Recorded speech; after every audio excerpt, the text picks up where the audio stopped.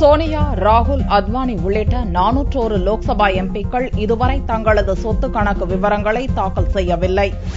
லோக்சபா உறுப்பினர்களாக பொறுப்பேற்பவர்கள் 90 நாட்களுக்குள் தங்களது சொத்து கணக்குகளை தாக்கல் செய்ய வேண்டும் என்று விதிகள் கூறுகின்றன.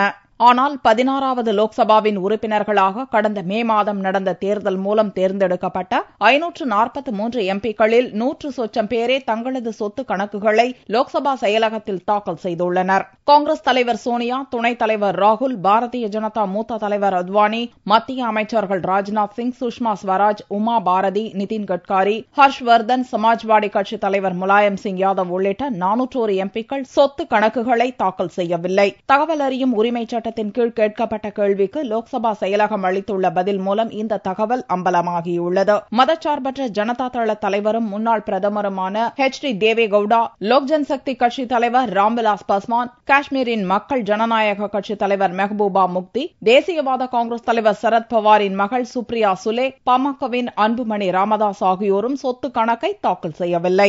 சொத்து கணக்கை தாக்கல் செய்யாத 401 எம்பிக்களில் 209 பேர் பாரதிய ஜனதாவைச் சேர்ந்தவர்கள். காங்கிரசின் 31 எம்பிக்கள், திரிணாமுல் காங்கிரசின் 27 எம்பிக்கள், பிஜு ஜனதா தளத்தின் 18 எம்பிக்கள், சிவசேனாவின் 15 எம்பிக்கள், தெலுங்கு தேசத்தின் 14 எம்பிக்கள், அதிமுகவின் 9 எம்பிக்கள், தெலங்கானா ராஷ்டிரிய சமிதியின் 7 எம்பிக்களும் சொத்து கணக்கை காட்டாதவர்கள் பட்டியலில் இடம்பெற்றுள்ளனர்.